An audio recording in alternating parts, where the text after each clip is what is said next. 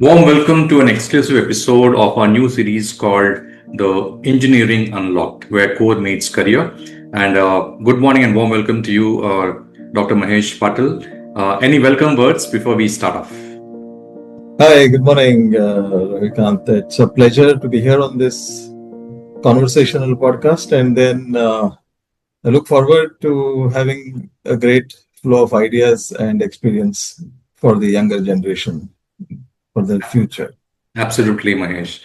So, a quick background to the audience is that parents push students towards engineering all the time, and within engineering, they prefer only three streams, which they feel it's actually a safer option for the students or their children. So, computer science, information technology, and maybe electronics. But they are, streams of mechanical, electrical, automobile, and energy systems, and these are the streams that are now powering India's EV revolution, building its energy infrastructure and driving its manufacturing ambition. Yet, a student who loves machines, motors, and how things move still hears the same question: "Mechanical se kya hoga ji?" So the careers were always there, and the conversation wasn't. So that's the essence of the entire series, Mahesh. A quick round of introduction to the audience. Dr. Mahesh Patil is a technologist, entrepreneur, and business leader with over 25 years at the cutting edge of electrical vehicles, IoT sensors, renewable energy, and emerging technology, starting from being part of the team that designed India's first electrical bus in collaboration with IIT Delhi. Now, Mahesh has led organizations across full spectrum from global multinationals like GE and Amphenol, where he ran a 9-year global capability center in Hyderabad, to founding his own startups. Most recently, Spark Connect Technologies, focused on EV charging infrastructure and SaaS platforms. A certified independent director, Six Sigma practitioner, and certified Scrum Master, Mahesh brings rare depth across both deep technology and P&L leadership, a combination that makes him as comfortable in a boardroom as in an engineering lab. He's also a published author. His book, Control Systems for Power Electronics, was published by Springer, and a sought-after speaker at international forums, including IEEE and Emerging Sensing Technologies Summit in Melbourne. Today on the Monday Morning Learning Podcast, we get to learn from someone who has lived at the intersection of innovation, leadership, business transformation. So warm welcome, Mahesh, again. In terms of the season arc, Mahesh, the plan is we'll start off with the first one on automobile and electrical vehicles. Then I'll need your help and references to aerospace, to civil infrastructure, power and energy, and manufacturing. Those are the 5 arcs that we are actually planning. Coming to this particular episode, Mahesh, we'll start off with your original story, the story of origin, where you chose electrical engineering at the time when the path most students saw either CS or government job.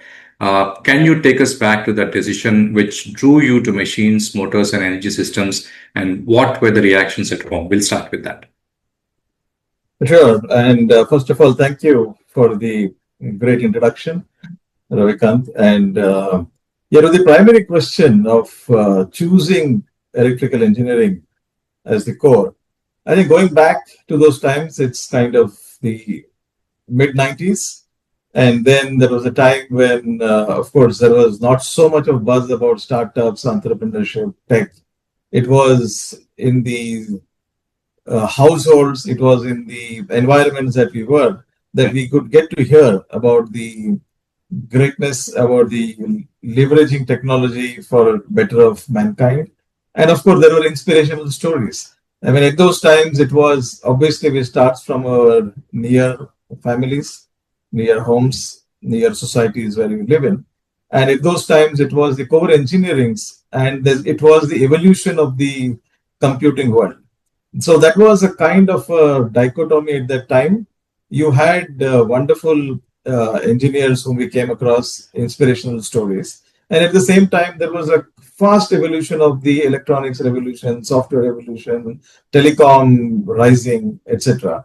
And there was a lot of careers which were into this new era of softwares. And you can see post the mid 90s till recently, the software, the IT world was in its boom.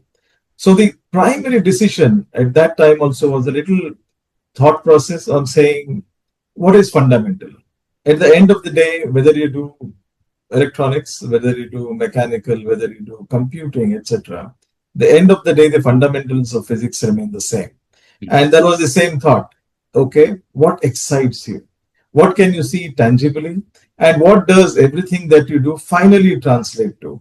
There were these few questions which I would say we always do it. I did it on paper at that time. I used to continuously think about it. I used to talk to friends, colleagues, seniors, professors whom we knew, and of course, family who were in this field. And at that time, it was little easier than the days today. Yeah. And that's how electrical engineering was all about at that time, which made it was an interdisciplinary branch even in those days. We Mm. couldn't do electrical without a little bit of mechanical, without a little bit of electronics, without a little bit of computing. And that was how it was. Sure. It was pretty simple at that time, Ravi. Great, absolutely, Mahesh.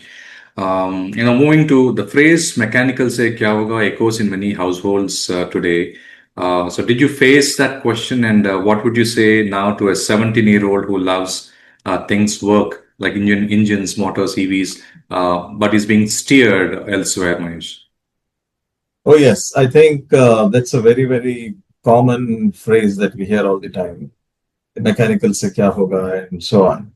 But apparently, if you really look at the situation today, the mechanical engineering is generally considered to be more with machinery, with what we had to see in the legacy times on the shop floors. Mm. Mechanical engineering, the definition has fundamentally remained the same, but the technology has evolved. So, mechanical engineering is also on the shop floor, is on my desk. I could have a 3D printing machine right next to me. In those times, you do a sheet metal or you do a plastic, it would take you months Yeah. from design to getting your first prototype.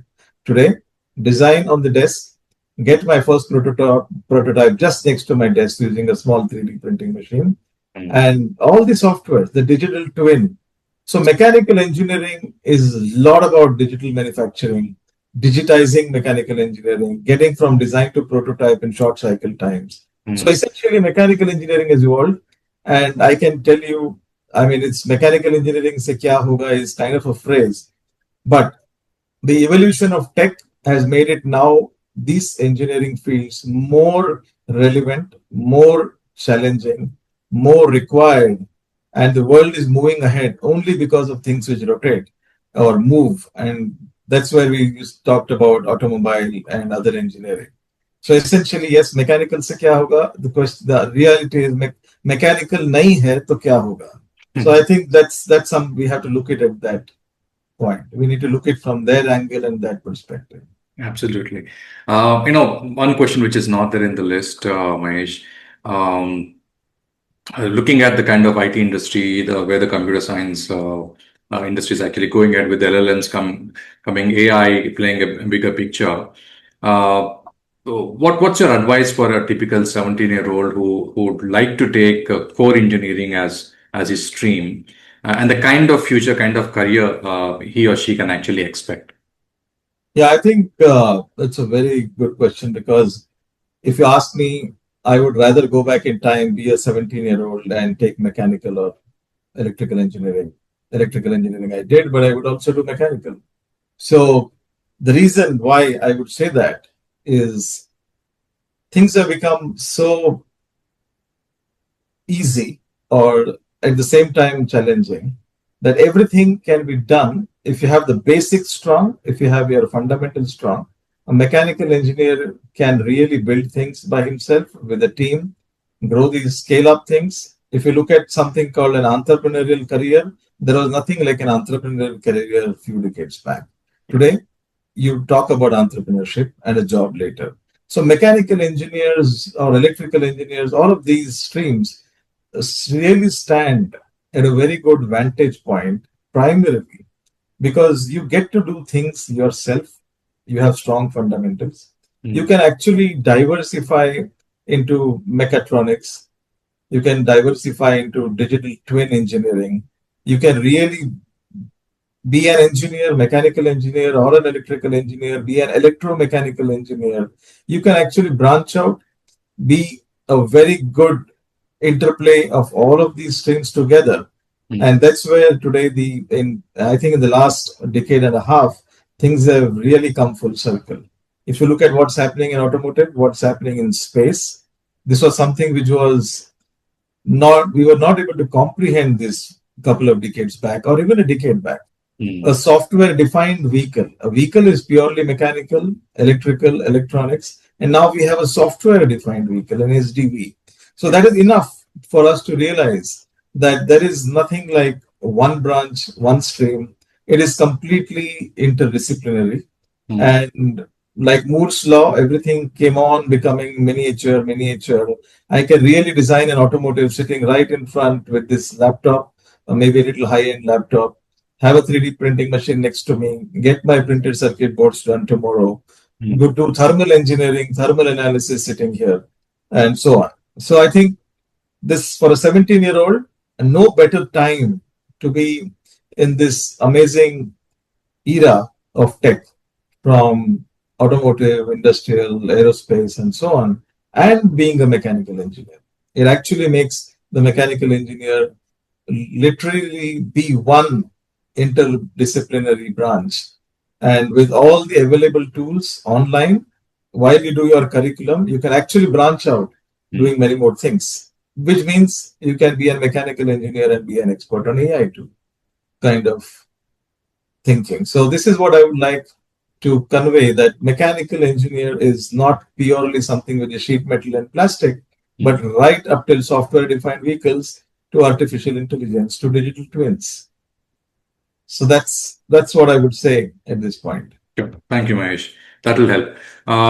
Looking at your career deep dive, the real work, I think you're part of the team that designed India's first electric bus, a collab between IIT Delhi, MNRE, and Crompton Greaves. Can you take us inside that project? What did it feel like to build something that had never existed in India before, and what did core engineering background make possible that no other discipline could have, Mahesh?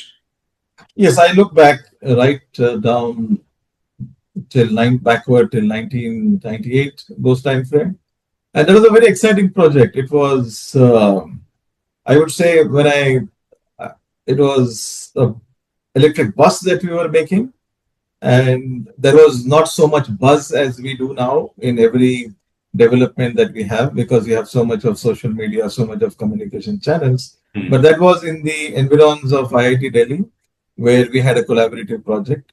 So that was a bus, and imagine at that time there were lead acid batteries. Today you have lithium ion batteries, Mm. and the whole floor was occupied with heavy lead acid batteries. There was a cutting edge motors. Today we are all talking about permanent magnet, brushless DC motors, etc. Mm. And at that time we were the pioneers in making, designing, manufacturing brushless DC motors in India. So Mm. we had a permanent magnet synchronous motor for the bus, and we had a very complicated electronic drive. Today, electronics has come down in size, form factor considerably, and you can imagine in the late 90s, the drive was quite heavy, but it was cutting edge tech.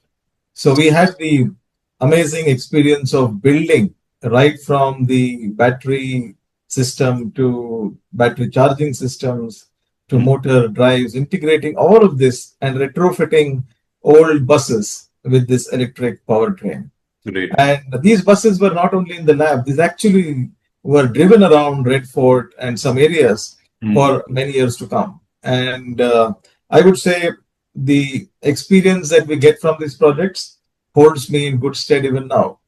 So that's what I would say, that a career which I started with a great company, with great people. Of course, one of the biggest advantages we all have to look at when we choose careers, when we choose our organizations we work, is about the people we have around us. Mm. So, I mean, that's I would say in short, briefly, an experience which was a turning point, of course, for the EV industry, of course, as a from my personal standpoint, and as a career in this sector. Sure, sure, Mesh. Thanks for that. You spent 8 years at GE and built Hero Electric's EV business that led, I think, Amphenol Sensors India for nearly a decade.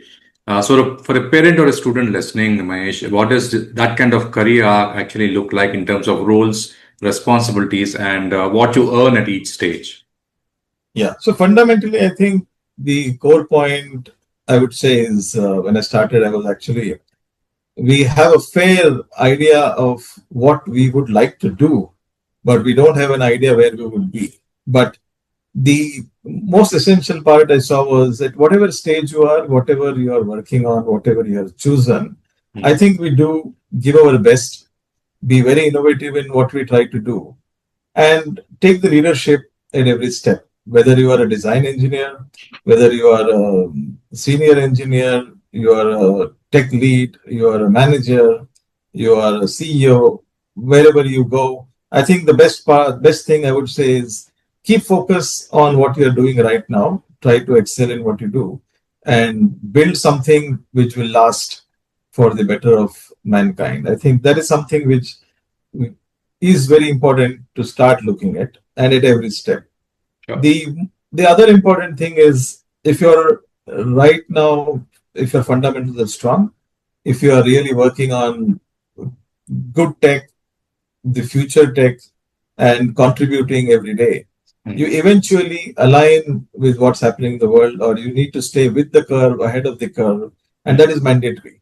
And mm, with the kind of hyper scaling that happens today, this has become more mandatory that whatever we do, we actually have a couple of things which we think from a lateral standpoint, from a future standpoint.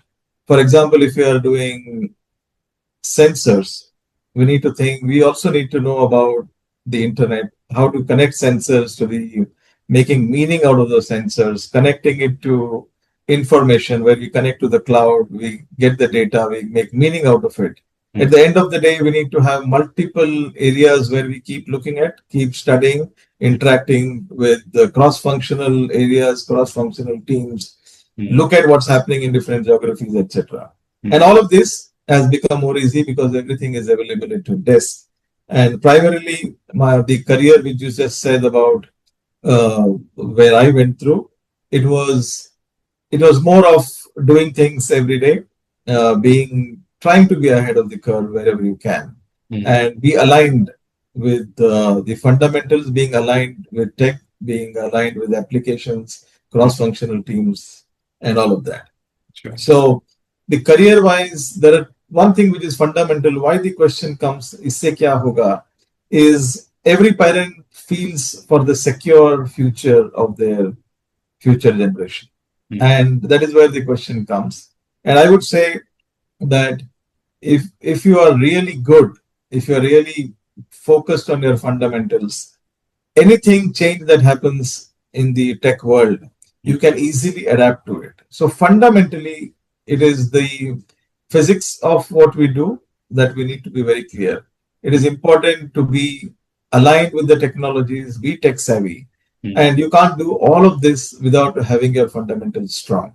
So while I transition from one area to the general electric world where I was working on renewable energy sector. Then I went into the automotive world, which was the Hero group, where I was working on the electric bikes. mm, And then in the IoT and sensor worlds with Amphenol, and then running my own startups on EV charging stations. It mm, was a very wide spectrum, but fundamentally the core remained the same. Same electrical, same mechanical, same software, same management techniques, same product management techniques, etc. So sure. the fundamentals need to be strong. Mm, You need to be aware of what's happening in the world, and it makes life easy because aligning on changing landscapes is easy if you are grounded to what is required, what is core. And mm. that's where the same question comes. Mechanical se kya hoga? Mechanicals nahi hai to kya hoga? Because without mechanical or electrical, I wouldn't think of working on a software defined vehicle today. Absolutely. Absolutely, Manish. Thank you. I know one thing which was going on my head is um, to make it easy for parents and students, are there any kind of traits which the parents or students can actually observe themselves early during their childhood or 9, 10, 11, 12 classes, which makes it easy for parents and students to decide that mechanical is the right thing to study for them? Any kind of traits which you observed? Yeah, I mean, I have worked with various engineering students, graduates, undergraduates, and and even in the late schools. Apparently, what we have seen is there are there are traits which really differentiate what is aligning to the individual. For example, some are very good at hands-on working. I have seen engineers who used to make winding of motors by their hands and be innovative and be granted patents. Mm. There are engineers who are really good at doing a motor design on paper, which is very innovative again. And then there are some who are very good at writing software, some are very good at mathematical skills.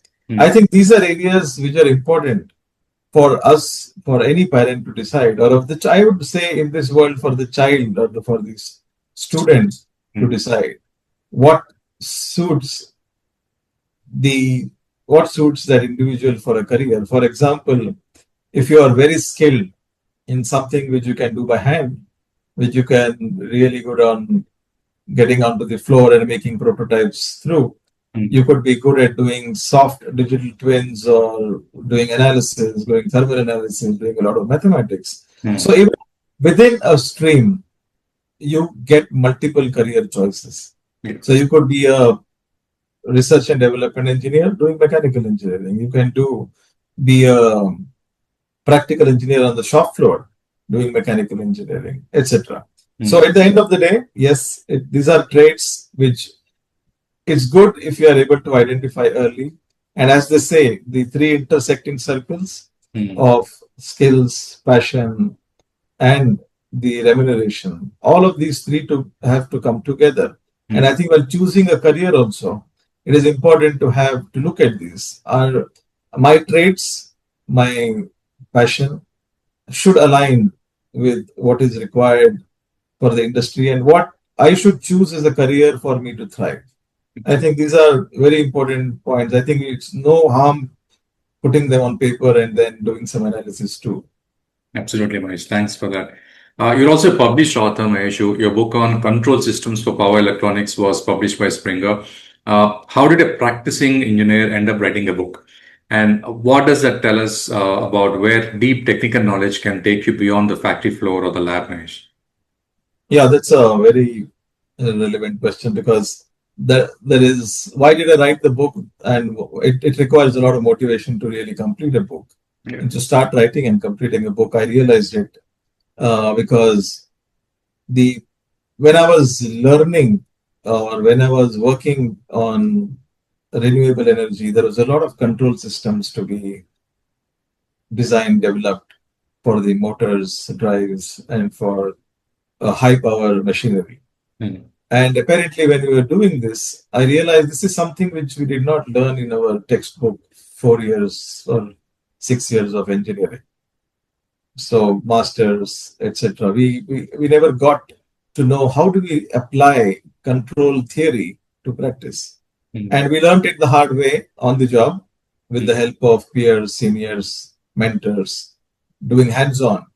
And I was pretty lucky to have been able to or have been allowed to experiment on high power devices. We blew a few of them Mm. and we were pardoned. And that's the kind of atmosphere definitely you need Mm. for being a hands on, innovative, practical engineer. And that is something which few institutes in India or now more allow students to experiment and fail. And that is something which I got an opportunity. But I thought, why not make this easier Mm. for someone who is getting into this field and they need not go through the same path as I did.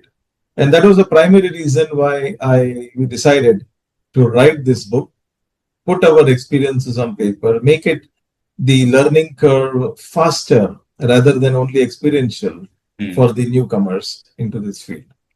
And that's the primary reason, motivation for doing that. And that is the whole reason why I still talk to students, and wherever I know a few things, I try to share this with Mm. the new gen so that the experience comes in handy for the new generation to ramp up faster. So it makes choices easy, it makes learning easy, and so on.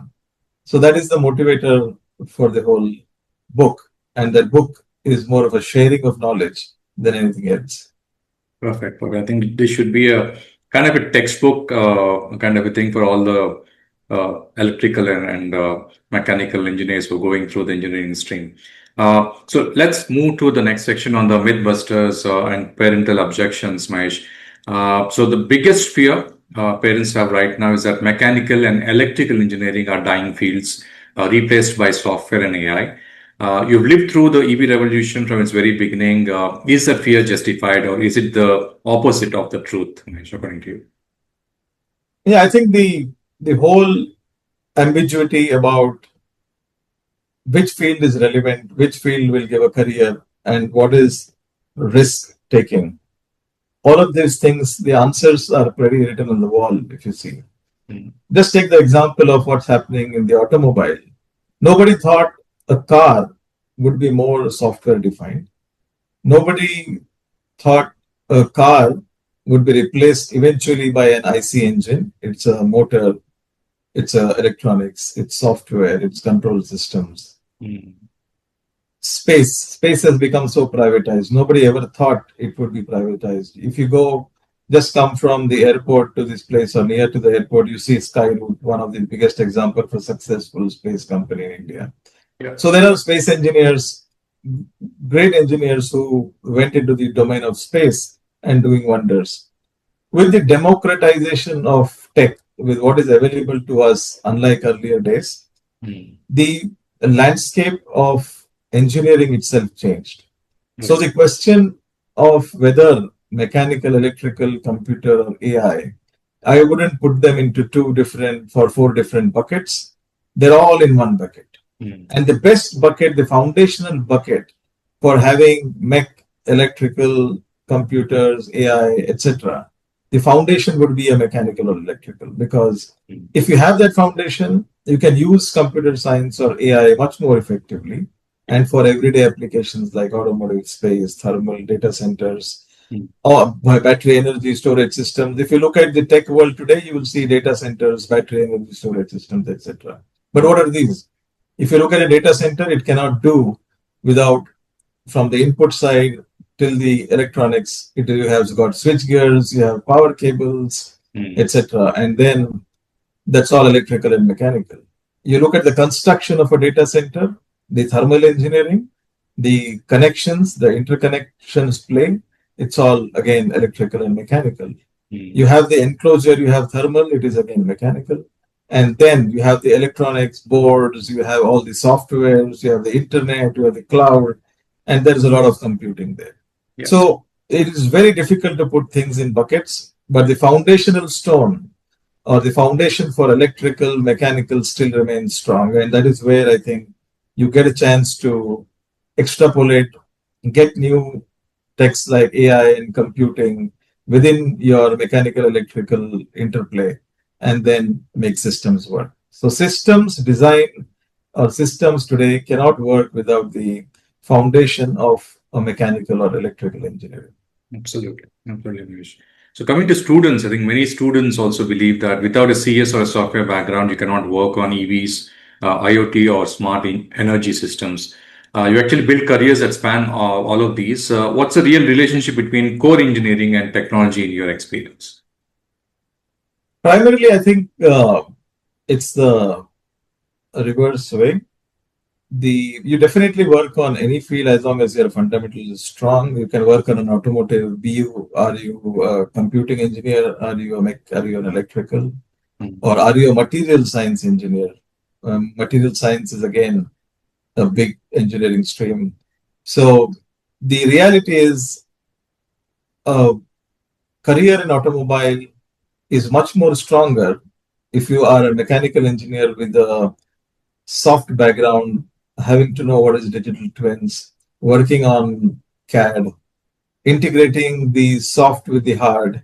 And that's where the strength of a mechanical engineer lies today.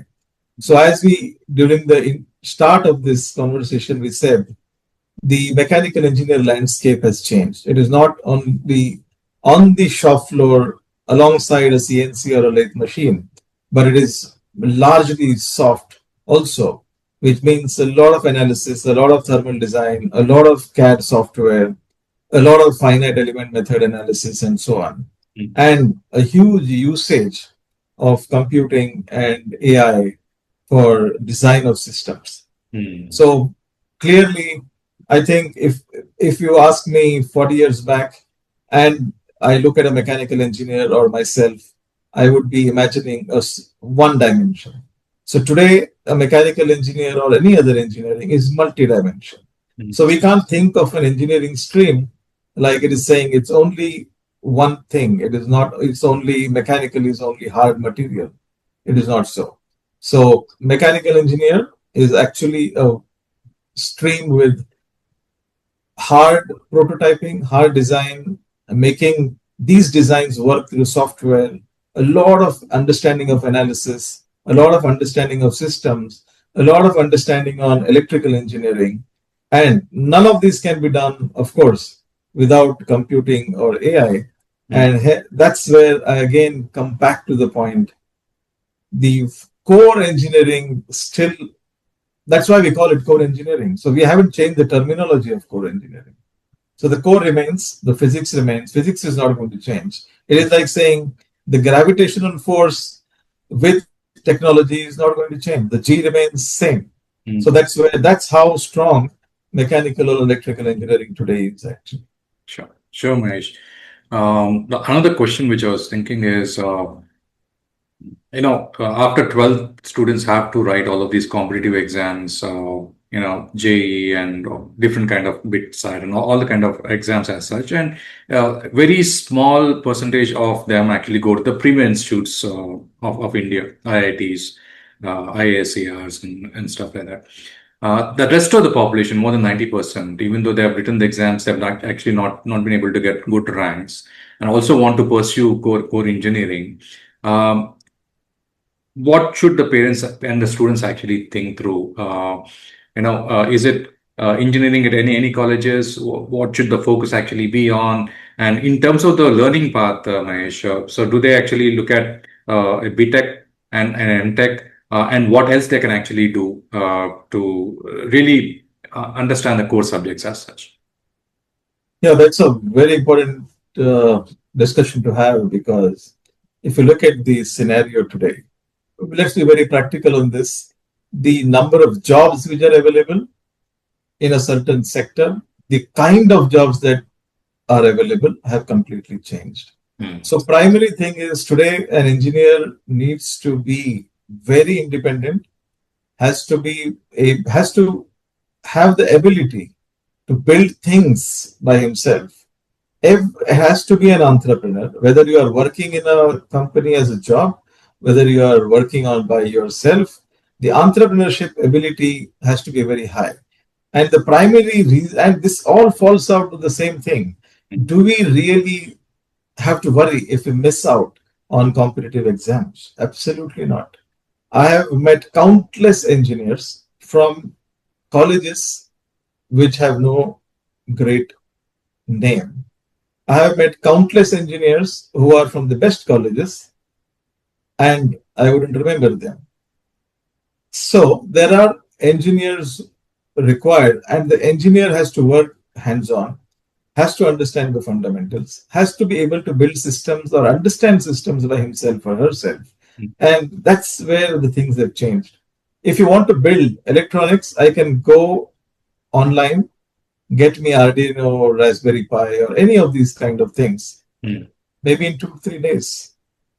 20 years back, it would take me 6 months to get these. They were not there existing. So we had to build every board step by step, which would take me 6 months. That was forever in today's terminology. Mm. So things have changed. It is not about competitive exams. It is not about which college you really go. It's good to get into great colleges, but that's not a showstopper. The career of an average Indian today is at least till the age of 60. That means after graduation, 4 decades. Yeah. And 4 decades cannot be only determined by that one exam, by that college which you go to, Mm. etc. So the career is defined by how you really build yourself over the years, and especially during your first decade of work. And that is where you have to be very choosy. You need to get into things which will stand with you for your lifetime. It is not about earning a quick buck and then not sure what to do after 10 years. Mm. And so very clearly, it is definitely no longer about the competitive exam. It Mm. is not at all about the college that you attend. It is all about what you do with yourself, with what is available. If you are attending any college, Yeah. you need, by the end of your 4 years, you need to know, you need to build systems by yourself. You need to know how to build an electronic circuit, how to build an electrical circuit, how to build a mechanical prototype, integrate these together. Mm. And there is earlier days, if I remember, when you join a job, you were 1 year graduate trainee, 30, 40 years back, maybe 20 years back. Today, this concept is gone. You join a job, next day you start delivering. Yeah. So the times have changed. It is a new normal. And again, I would reiterate, it is definitely not about that one exam, that 1 year, and that one college. It is about a career of at least 40 years, if not 50, Mm. and bringing yourself to a level where you are independent of your pedigree or what you have really, where you have been, but Mm. it is all about what you are doing every day and what you bring to the table. Since everything is available at a click, right from online courses to practical things building Yeah. to leveraging mentors, coaches, etc. Mm. But yes, I think I would refrain from the whole concept of competitive exams and that one college. Good to be there, but that's not the end of it. Perfect. Perfect. Lovely advice. I think parents definitely should hear this, Mahesh.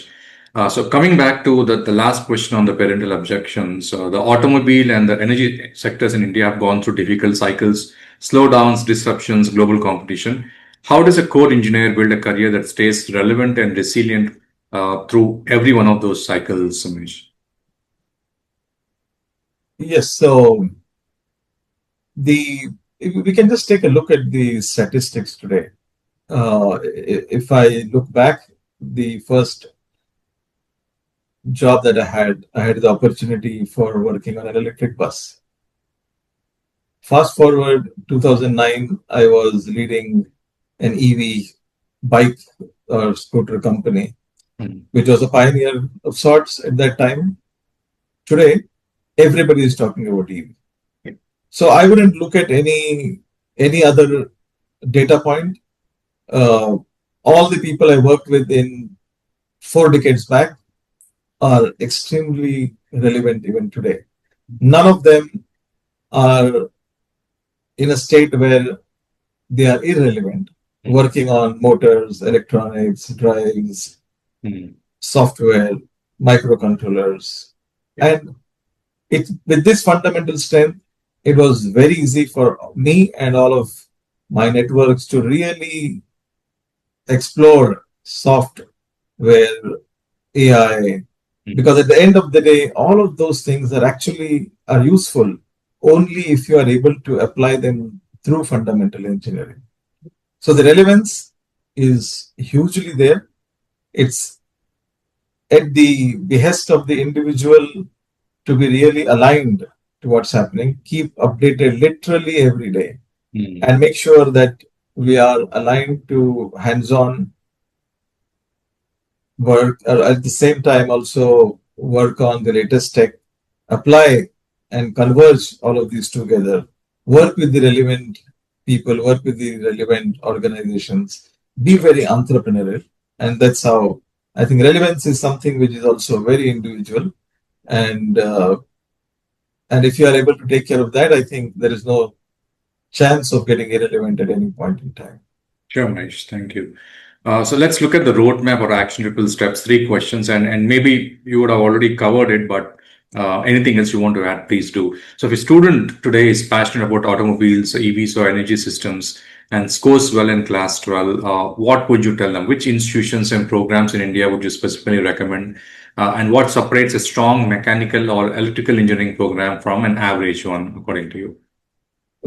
I think I'll put it very simply. I think any institute which has got a good lab gives enough freedom to work in that lab, experiment, and build things, however simple they are.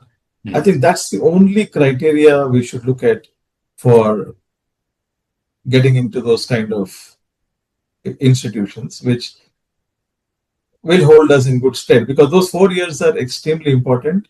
Mm. That is the only time where you can experiment at others' cost. What I mean is, Mm. you learn in those 4 years. You don't have the pressures of doing anything else, Yeah. and then you don't have a monthly pressure to perform. And this is the best time to get into an institute having the best labs. I mean, there are many now. There are, of course, we don't have to talk about the top institutes, but beyond them, there are a lot of private institutes. Uh, I wouldn't name them right now, but there are no dearth of good institutions with good labs. At the same time, there are also opportunities to really learn parallelly with other institutes which are outside of your curriculum. I think it is very important to be aligned Mm. with more incubators, with more startup organizations for your internships, etc. Mm. And these are the things which really will give a boost and make a solid engineer at the end of 4 years. Absolutely, Mahesh. Thank you. You work across EVs, wind energy, solar, IoT, and sensors. Which of these verticals is most hungry for core engineering talent right now, and which will offer the best career trajectory in the next 5 to 10 years, according to you? Yeah, I think the fundamentally all of these, if you see, actually work on fundamental engineering. So whether it was a wind, whether it was a solar, whether it was automobile, whether it is IoT sensors, I think any engineering which is electrical, mechanical will definitely be aligned to any of these sectors. So we don't really have to worry about what kind of applications are going to have a big market tomorrow. Mm. Last decade was IoT sensors, and now even now EV. Now there are data centers, there are battery energy storage systems, there are the charging ecosystem, there are robotics. Mm. All of these cannot be without these fundamental branches. So essentially, the domain may change, the application areas may change. Mm. It could be, as I said, I mentioned so many of these, and these are going to be there at least for this generation of engineers to perform and have a great career and enjoy their career, any of these domains. Sure. Sure, Mahesh. Again, one small question on what is the one early career move, an internship or certification, a special kind of project that you wish someone had told you about when you were around 20 years? Yeah, I think I had the good luck of being associated with the EV sector. I wouldn't say I actually entered it by my own volition. I was in that environment and that's how it happened. But I would say, even if you have the opportunity of developing a fan, a ceiling fan, Mm. or any small product, which you will make it work end to end, I think that should be the outcome of an engineer. Recently, there was a news which says in China, they are actually making a PhD, they're giving a PhD if you make some innovation and make it work. I Mm. think the real benefit, the real engineering degree, whether whichever stream you take, is all about at the end of 4 years, am I able to make any small product end to end by myself? I think that should be the real certificate. Mm. That should be the real degree. And if I go back in time, I would say I should have done more hands-on practical work more. And I would urge every engineer to put their hands, dirty their hands, fail, and make things work early. Lovely session, Dinesh. So last two questions, I call it the Monday homework for both parents and students. So for parents, if a parent is listening right now, Mahesh, still steering their child away from mechanical or electrical engineering towards CS, uh, what is one company name or one salary number or one role title you would give them to Google tonight that would change their mind? Yeah, I think just take a look at any of the automotive companies in India right now, electric vehicle companies. Look at any space sector companies in India. Nobody Everyone imagines that there could be so many private companies which would really launch satellites. Just take a look at these. Um, of course, take a look at what has happened to the sectors which are booming in the last 15, 20 years. Where are they going to go? And the writing is on the wall.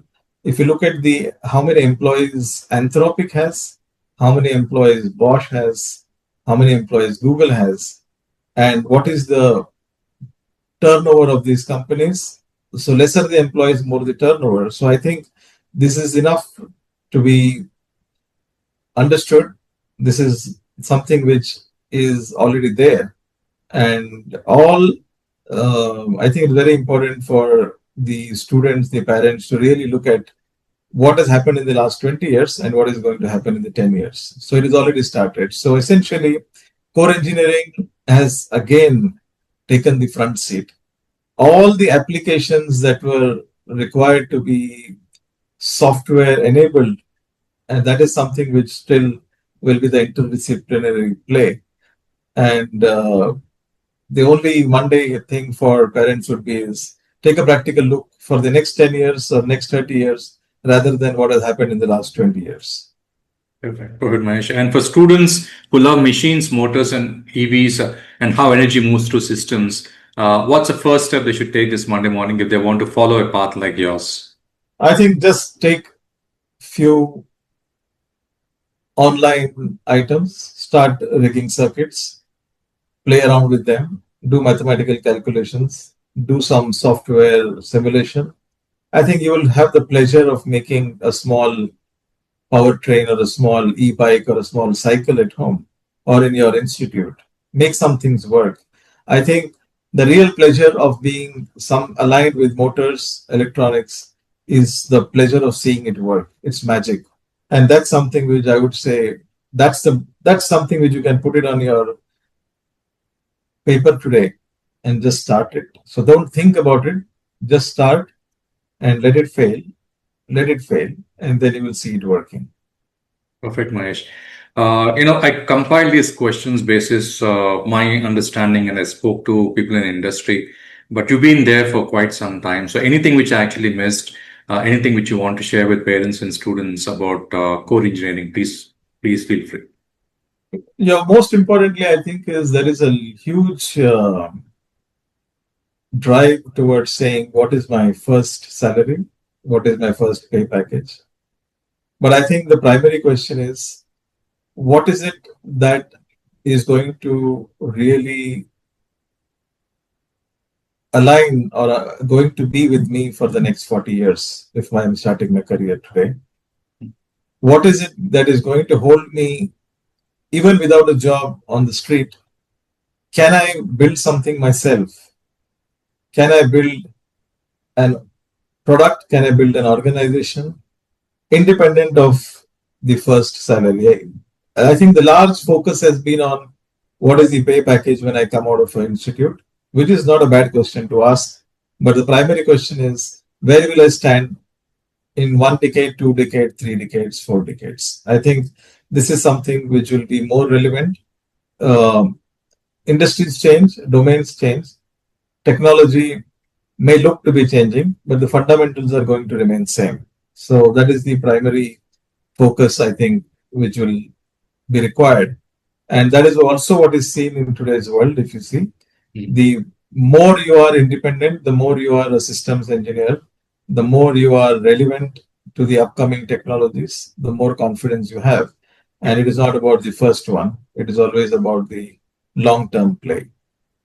Absolutely, Malaysia. I think we covered in terms of your story, the pressures you actually faced, the real work which you did, the roles which you took on different organizations.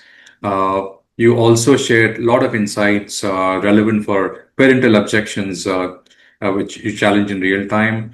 Uh, and very easy steps for students and parents to actually take to do a bit more of R&D to get to know more about core engineering. So thanks a lot for your time, Mahesh. You've been the first guest in this particular series of Engineering Unlocked. Please give me references of people in the corporate in the entrepreneurial area who can actually add more value and bring more awareness for parents and students to pursue core engineering. So thanks a lot for your time. I'll pull you back again for another topic. Mahesh, anything else you want to say before we close? Yeah, thank you, Ravikant. This has been a great conversation. And I think this is very relevant in today's times when things are changing so fast. And it is very difficult to really stick to one domain, one core, and look at 40 years or 2 or 4 decades ahead. So thank you for bringing me in, and especially on your first podcast. Most welcome. Thank you. Pleasure is mine. Thank you.